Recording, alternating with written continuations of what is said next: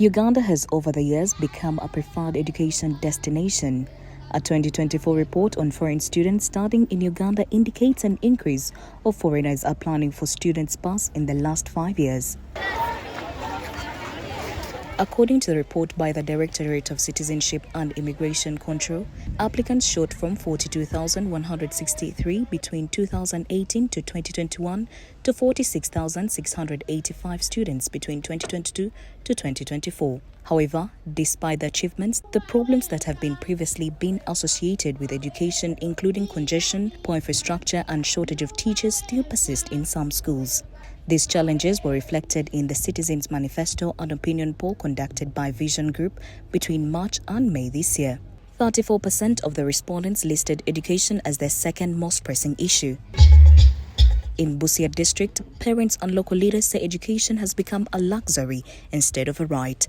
The strain on the limited facilities, especially in the rural areas, is one of the challenges that Ugandans want government to prioritize. We have only one secondary school in Muteba sub-county, but the school is a bit far. It is very far. It is in Kayoro, and a person to move from Mawero to Kayoro is very far.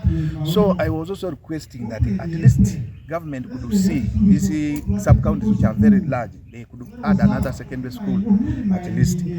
Now, according to our standards in our primary schools, the children are many, the teachers are few, the children are many. So now you find that the classes are congested. One teacher cannot manage all the children. So we're requesting at least if they can increase and give us more teachers in our primary schools, it would be better. First of all, the leaders who should be elected should be leaders who are educated, who could at least look into the system, what is lacking and what is needed to be done. That is by looking at, do we have enough teachers? Do we have the required scholastic materials that they can use? Then if they are there, or if they are not there, where are they going to get those things to put in place? Then, if we don't have enough staff in the system, how do we source for the wage bill to recruit these people so that they can come in and take in positions so that we can improve on the standards?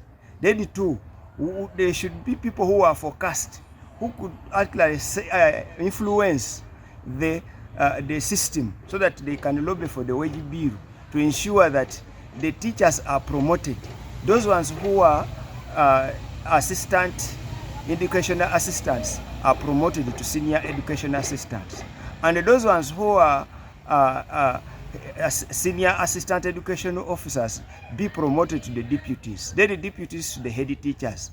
And by doing that, they will have created a vacuum for the people who are still out, who are trained as teachers, to come in the system. At the end of the day, we find that now the whole system is full and the whole thing is now well equipped, then the standard can be improved. Need the new leaders we are going to elect at least to focus on the staffing. The staffing is very low, the children are many and the teachers are few. So that is my request. The respondents ranked poor school infrastructure as the biggest challenge under the education issues. The population also cited high school fees, untrained teachers and inadequate study materials as big barriers to education in Uganda. According to this category of respondents, the high fees charges continue to stop many children from accessing education, and it's a huge contributor to school dropouts. First, anything concerning education, in order to have better education, it starts with the way parents.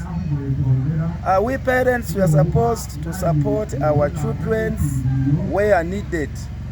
But even if the government comes up and supports and does everything, have quality teachers, very substantive head teachers all over the country. But the parents are not doing their work. Probably we shall not perform better. But me, this is my just advice to the new leaders. Next time, let's be in touch with the parents in order not these parents to leave children for the government. That's the system which has been there. The parent just leaves the kids forgetting that this kid, tomorrow when he succeeds or she succeeds, she will support the entire family. Our leaders who are coming today, most especially those ones, MPs, they should support these schools by giving them bursaries, by lobbying for them jobs so that they work. And when they do that, then the community will grow up.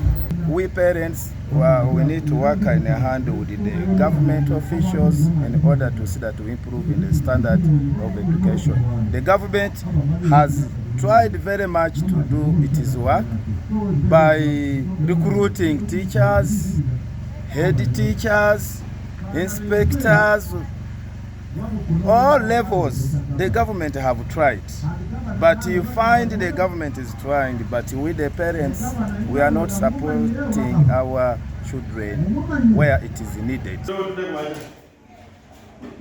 The education sector budget has gradually improved over the years, growing from 4.3 trillion shillings in the financial year 2023-2024 to 5.2 trillion shillings in 2024-2025 and 5.5 trillion shillings in the current financial year 2025-2026. For Uganda to address the gaps in education and achieve its goals, the World Bank says the country must raise its education budget by 440%. In addition, the World Bank recommended that the country recruits at least 360,000 additional teachers across all levels of education to meet the demand created by 3% annual population growth. That's in Kenya. That's our neighboring country here. They practice very well and they are doing very well. You see, they are uplifting, they are building their country. So why are we wasting time in senior primary schools? We should also adapt to the system and the other sources around, which can improve our education and also set our country going ahead, not going backwards. Because when we just waste these children in senior four, all these 2 years are very, very important. The 2 years is a big period for them to do something very, very developmental to their families and also to the nation. So by so saying, I'm saying that we should revisit our standard of education in Uganda. Yes, the new curriculum, as I know, it needs sensitization, and more so to sensitize the teachers, because as they have changed the system, some teachers are not well versed with the new system that has been put in place. But what they do, the government should come out with a strategy to sensitize teachers from various districts, various schools, to ensure that teachers are well versed with the new system, so that when they are there, they are able to actually to tell or to teach the children or the pupils what is supposed to be done. But the new curriculum that we have now, it has a big problem, is that even the teachers that are there at schools, they don't understand it. That's why you see we have poor performance in schools. But if they can take that initiative and teach, train our teachers from schools to understand the new curriculum, then we shall have done a good service to our community and our children. I have to advise the voters that if they are voting, let them vote people who have gone to school, people who are focused, people who understand what they can do, other than just bringing in people who will come in and then they will not have anything to improve on the levels of the standards of education in our country. So my comment is, let the voters speak in on whom to elect into power.